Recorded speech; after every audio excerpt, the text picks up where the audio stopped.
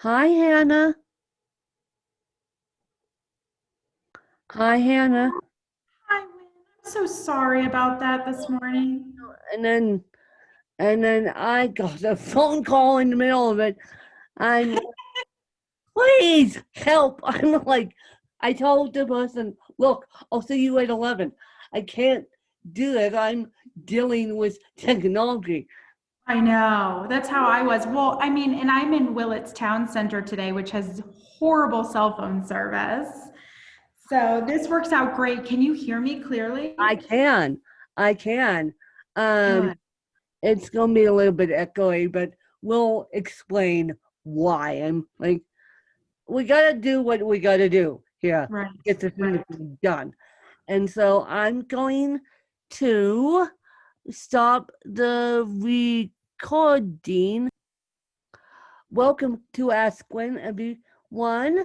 Today, because of the wildfires going on all over the country, I have decided to bring on a retired firefighter who's now doing a co-working space, believe it or not.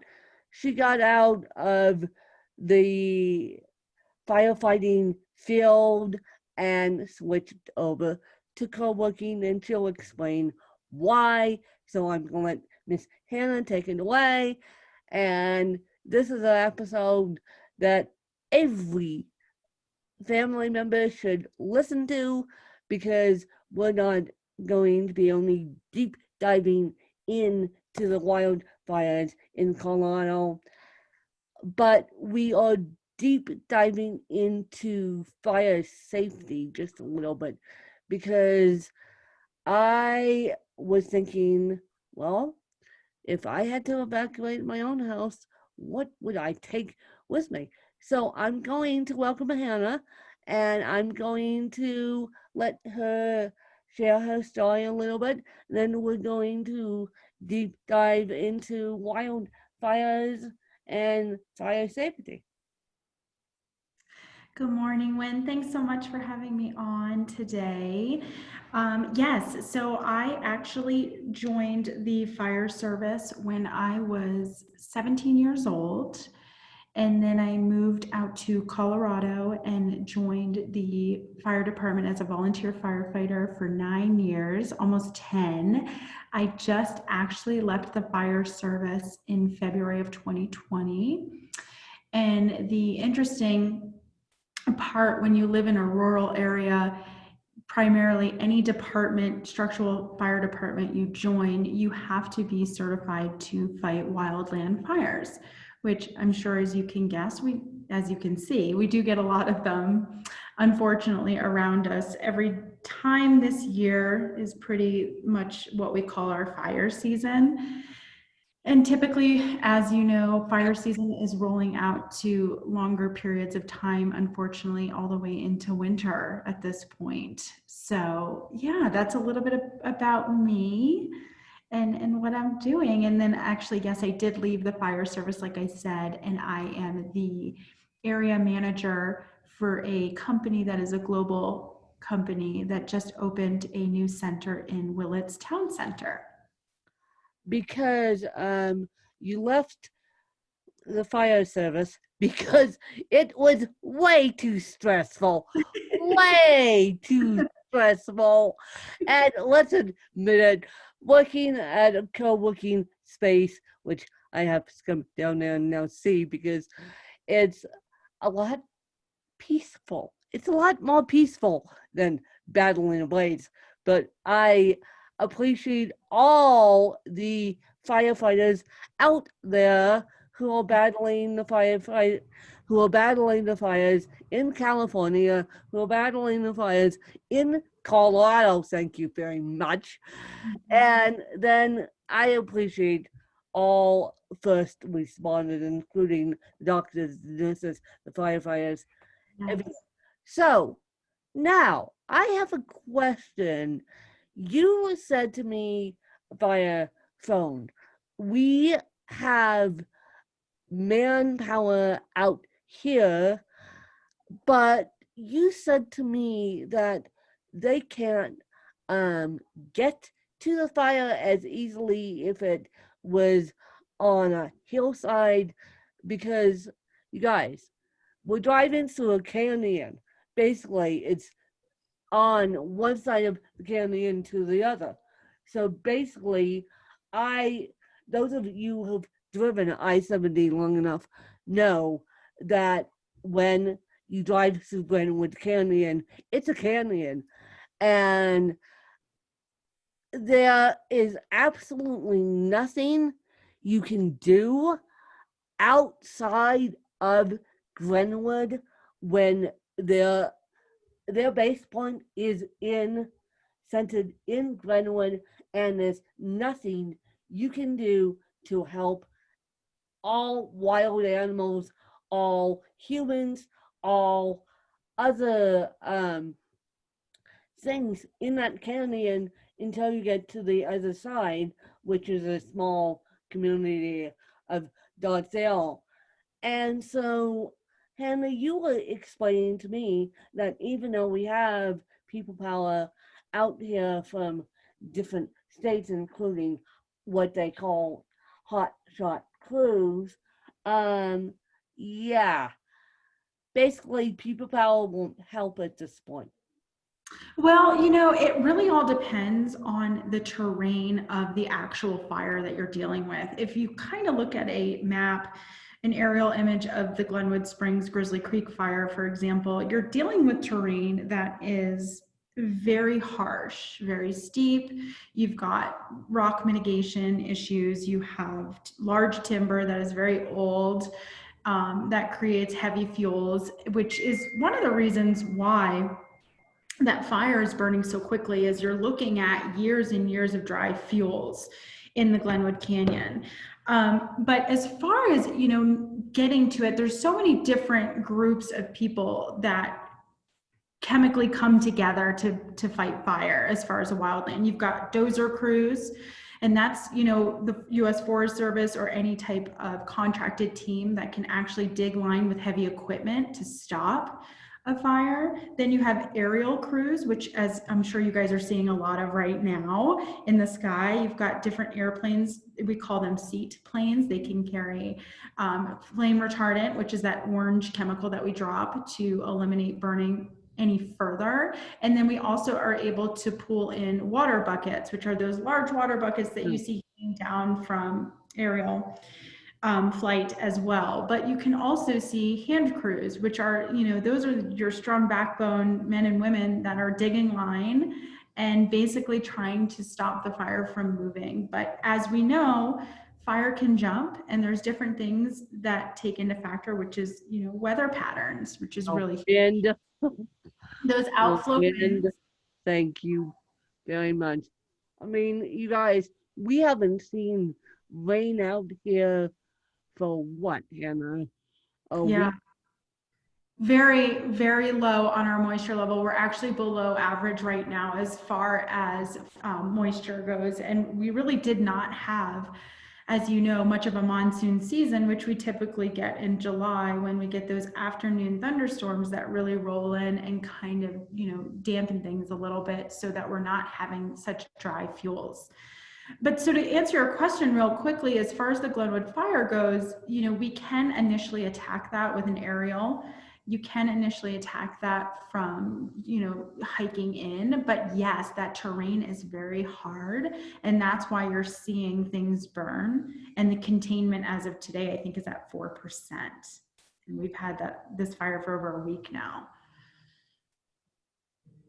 So the update I was told you guys is correct. It is at 4%, and it's contained 4%, which Hannah and I don't like. We want it to be contained 100%, because basically what's happening now is, for those of you who drive semis, I applaud you, because your main thoroughfare is closed due to this fire.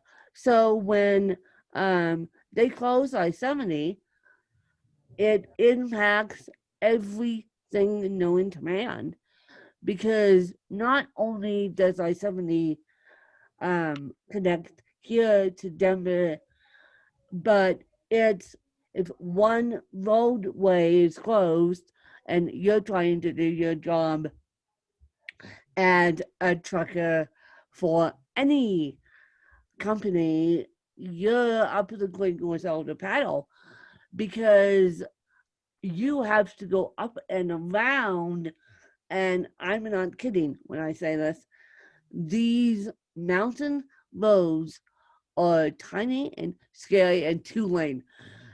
Those of us who are not driving big semis, and of course, big semis are not allowed up there. So, those of us who are not driving big semis get interesting view when the big semis are up there. Trust me, it's not fun.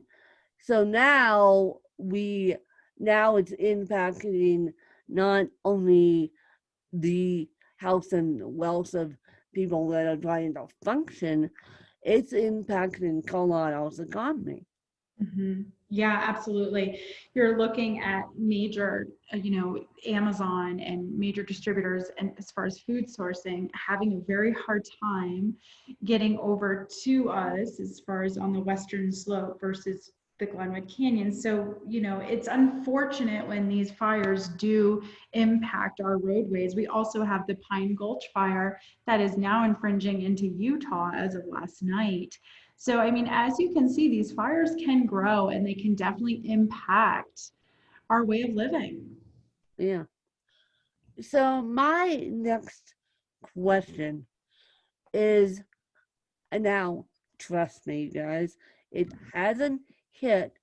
It hasn't hit where I am. It's stayed right where I want it to stay, which isn't Glenwood. But if a wildfire were to hit my area, which is Pickens County, um, yeah, because people are now asking me across the nation, because they know I have a big fan base and they know I have CP. They're like, well, do you need to be evacuated? I'm like, no.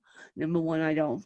Number two, I am lucky that I have able bodied help that can help me. And then I have access to not one, not two, but three SUVs that can um, do that can help me too. But at the same time, what should people bring they if they get called, let's say out in California, that need that they need to go? I mean, when we're talking about a wildfire, we're talking about a wildfire that can spread quickly. Yes.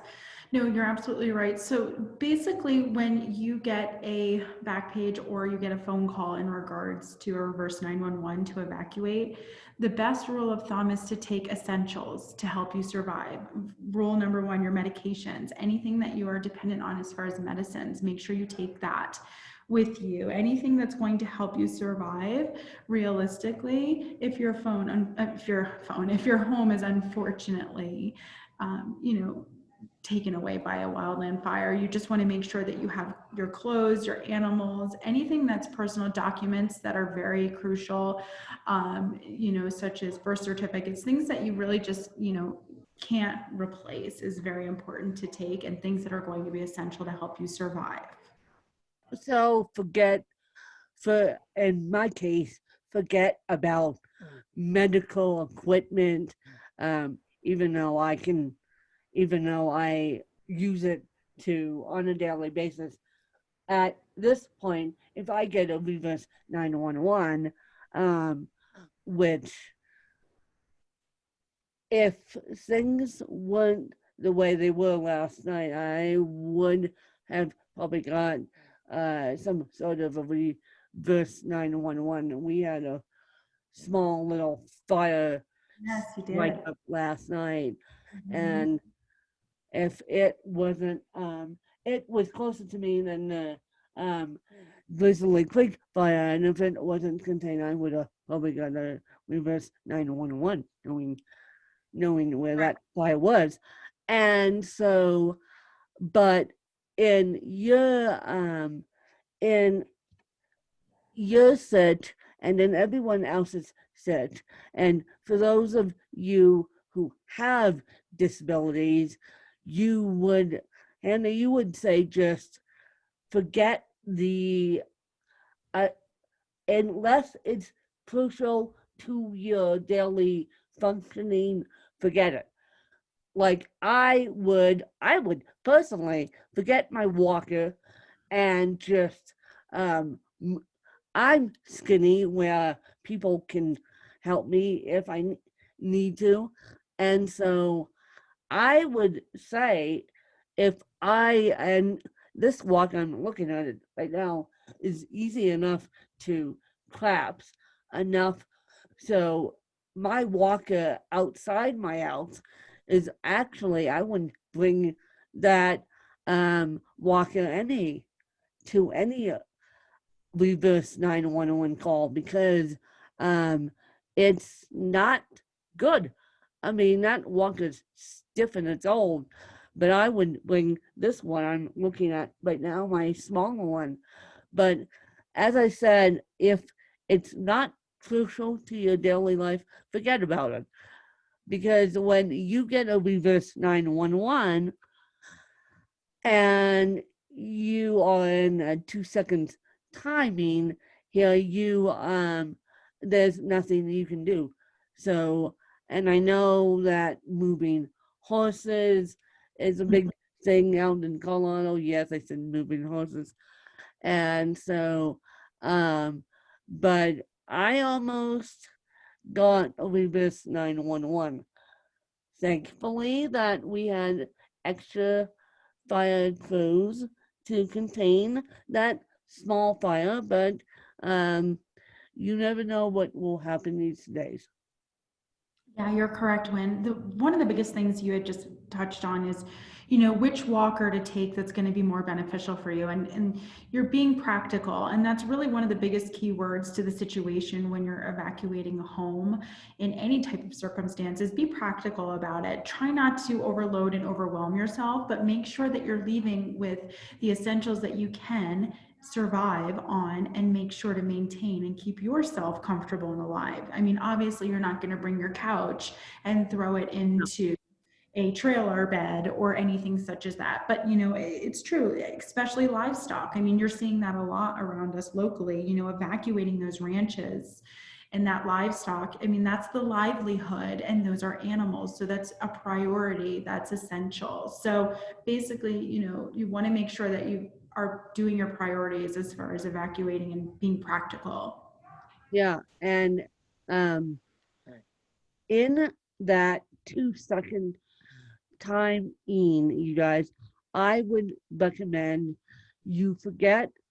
Well, I wouldn't say you forget, but if you can't get access to your birth certificate or any of those important documents, forget it. Just worry about what is crucial in the moment. And I hate to say this, but since we're talking about fire safety, um, I would say just forget the cats and the dogs. I mean, if we get if we get a reverse 911, and I'm sure that not only my stepmom and my aides would be helping me, I'm sure that there's a lot of other people that would be helping me Yeah. because they know I have a disability and they know it's a reverse 911 and they know it's a wildfire.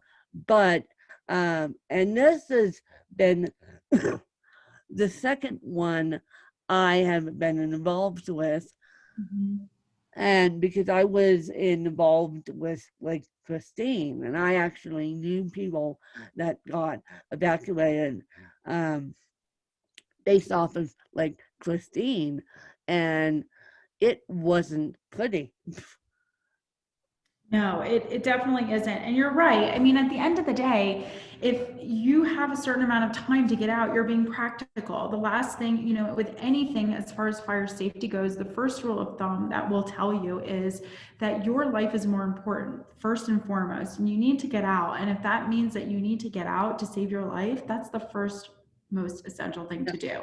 So It, running back inside for cats and dogs, if you feel that it's not a safe move, then yes, we prefer for you not to do that. no, no, and no, and I know you love your animals, and you will probably at me for saying this, but at the same time, forget you, and they only give you a certain amount of time to get out. Right. Right. Yep. I mean, there is a certain amount of time, as far, and I think one of the best things about communication response is that, I've noticed in Garfield County and in Eagle County that they're getting a lot better as far as giving you the pre-evacuation warning. I mean, may it be a little bit premature and a little dramatic? Yes. But at the same time, it's smart. And having that pre-evacuation gives you the time to actually feasibly get the things that you need to get out in time. Yeah, exactly. So, yeah, but, and Hannah, do you have any questions for me as we wrap this interview up? No, not that I can think of off the top of my Not, head. It's been not amazing good. talking to you. Oh, thank you for explaining to all of us. Wildfires scare me, you guys, as Mhm. they do all the rest of you guys. I was reading something about a bunch of homes in California had to be evacuated, and I'm like, well, luckily I have a friend who's a firefighter who's coming on, probably to explain what's going on. I mean, geez, half this state is burning, you guys. On Mhm. there is two wildfires. One is closer to Anna, and then the other one, but there's one in Glen Junction, Colorado as well. And so hopefully the next time I speak to you guys, hopefully I have good news on the wildfire front. Trust me, I'm looking at it like a hawk. And Mhm. of course, Hannah, being she is a retired firefighter, is probably looking at it more like a hawk than I am. I'm just, but if I knew what Hannah knew um, before she went into retirement and the co-working space, I would be looking like at a hawk too. I'm, yeah, wildfires and me do not mix. Yeah, it's a very scary thing. It's actually, at the end of the day, it's a science. They call it wildfire science for a reason. And it's structural, anything structural as far as fire goes as well. It's fire science. There is a lot of chemical makeup, there's a lot of different priorities and different factors that go into fire. So it's the unknown. From your standpoint, when I mean, I could honestly think about it, yeah, it can be very scary, but keep in mind too, it's also scary for any firefighter or any wildland firefighter. No Yeah. matter how tough they look on the outside, everything is unpredictable. Winds can shift, winds can change, and structures can collapse and things can explode. So it's the unknown for everybody, so you're not alone on that. And well, thank you for not saying I'm nuts. And No.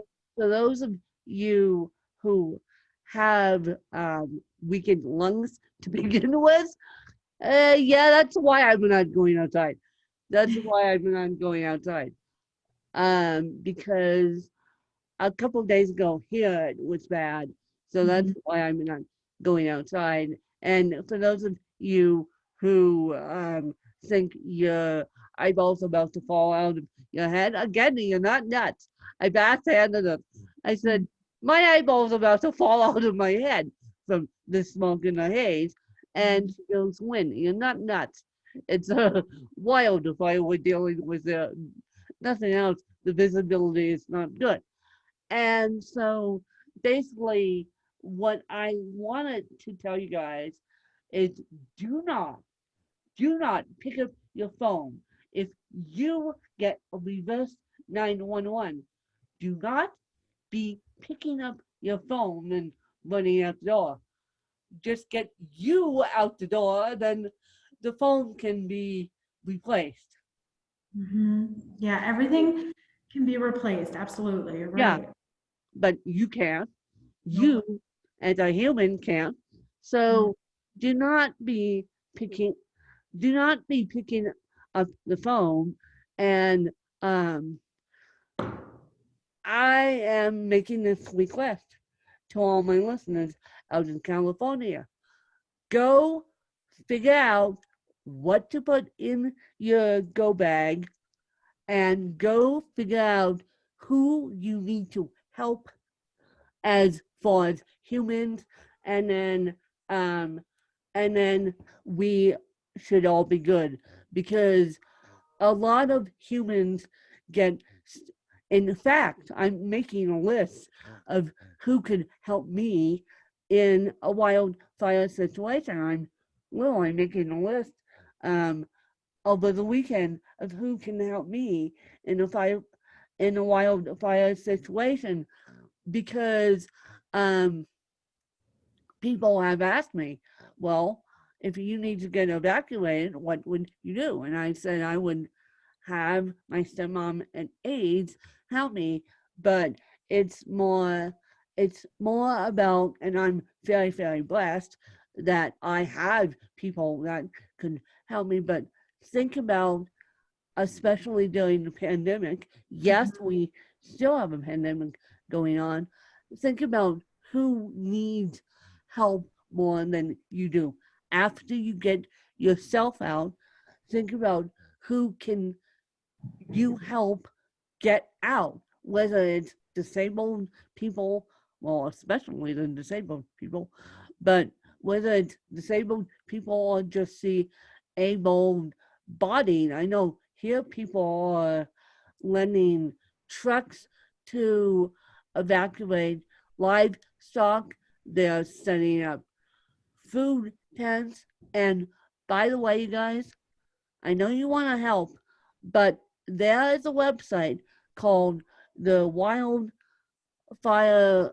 Foundation, and I'm going to have my assistant stick it in the show notes, you guys, because that's how we can help these firefighters.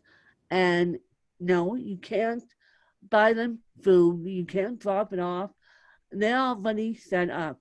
They know what they're doing, but what you can do is help them by helping you guys. Right. Right. That's an actual great link as far as being able to help and donate. As far as, you will see people wanting to donate waters and food and all the necessities to help, crews out. Really, they're actually all set as far as those necessities go. It's budgeted. We have logistics teams that actually plan. Red Cross is one of the biggest advocates that will assist any crews at any site. So they're actually really already taken care of when it comes to that. So this site, that you're mentioning, Win, is a Yeah, great way to help. yeah, it's a great way to help, because obviously they knew, well, they didn't know this was coming, but obviously these men and women have it all set up to fight these wildfires. And no, don't be asking me how it started. Don't be asking me that yet, because I don't know. Hannah doesn't know. We're just trying to reopen up um, our community up here. But Mhm. I'm going to stick that Wildfire Foundation in the show notes, you guys, and you guys go figure out.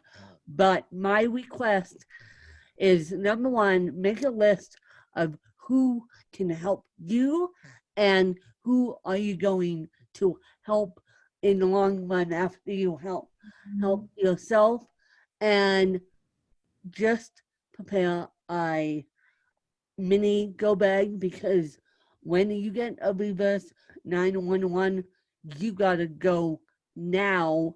And I do not want you guys to be thinking, oh, I've got time. No, you don't.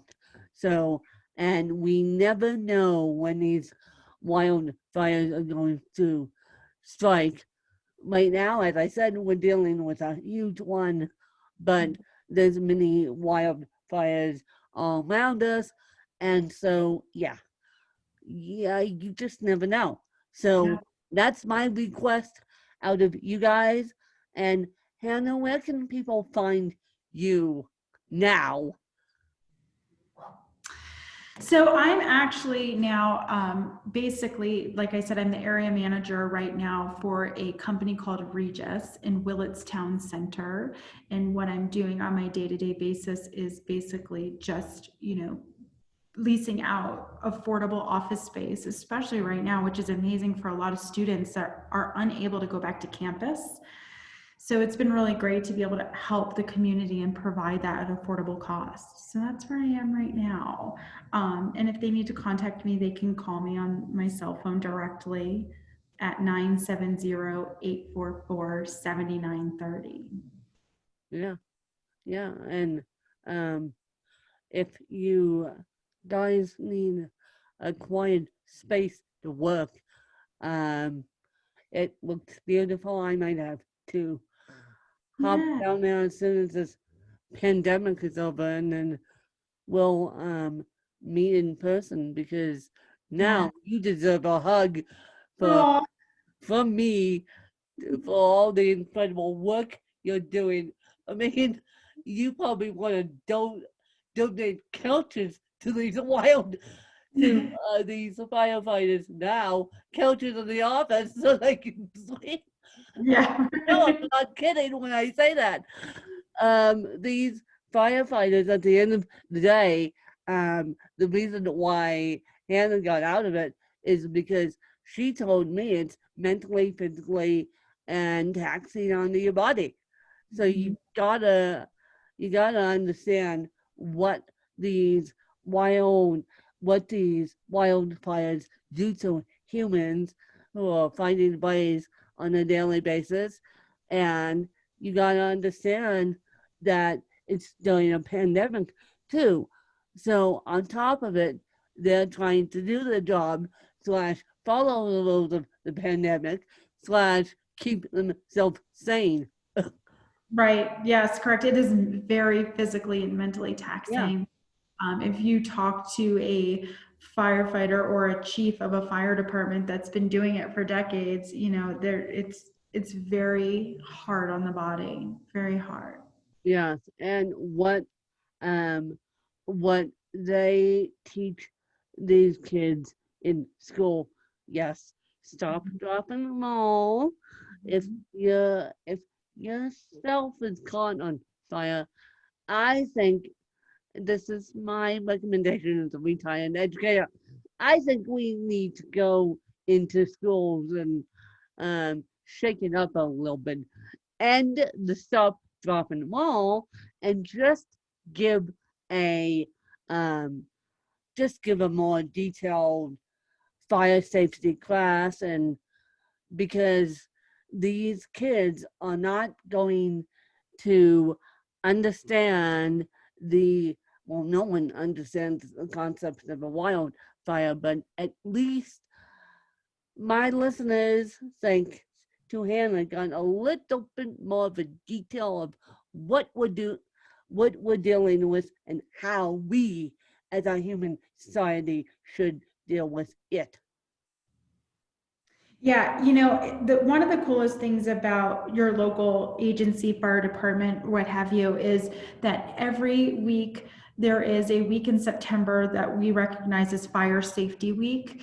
And we will go into each and individual school district and teach children the specifics and the necessity of staying alive and getting out of a burning building. It's just one of the biggest things, Yeah.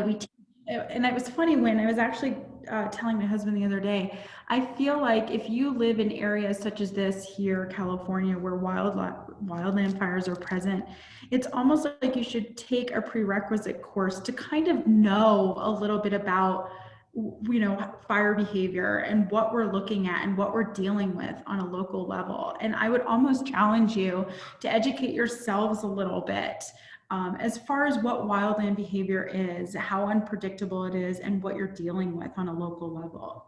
Well, I'm going to challenge myself I bet in you are. I bet you are. I doing could see you doing it. that because I didn't know when like Christine fire, and I didn't know what the heck I was doing. Now I'm a little bit more prepared because Mhm. when my when like Christine fire hit, my dad was alive. I lost my dad in 2019, but he asked me, "How are your lungs?" And I'm like, "They're fine."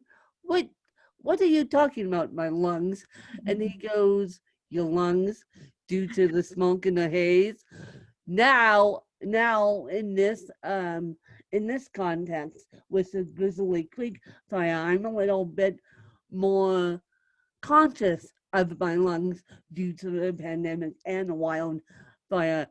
But when he first said that back in back in 2018, or maybe it was 2017, I can't remember when the like Christine fire happened, I looked at him like, "You're nuts! You're nuts! My lungs are fine, leave me alone." And so, and yes, he was trying to be a concerned dad, but at the same time, he's like, "Well, I'm asking you, but not, but I didn't know what the basis he was asking me on." Right. Knowledge is power. I mean, really, Uh, it can sound cliche, but the more you educate yourself on the surroundings of what's going on, the more you're more prepared and ready for anything. yes. Well, that is wonderful. And I hope you guys enjoyed this episode. And yes, September's Fire Safety Week. You may want to call your local fire department and see if they can come to your home school pod and teach about fire safety just a little bit so that kids can get educated. And I'm happy to bring Hannah back on again. If you guys have any more questions, you can just at me or at someone, and we'll get it all together because this is a lesson that I think we all can learn. So there's your educational lesson for the day, that wildfires do happen, especially in here in Colorado. And I appreciate everyone's support. I appreciate Hannah coming on. And let's be safe, everyone. Bye, you guys. Thanks, Win.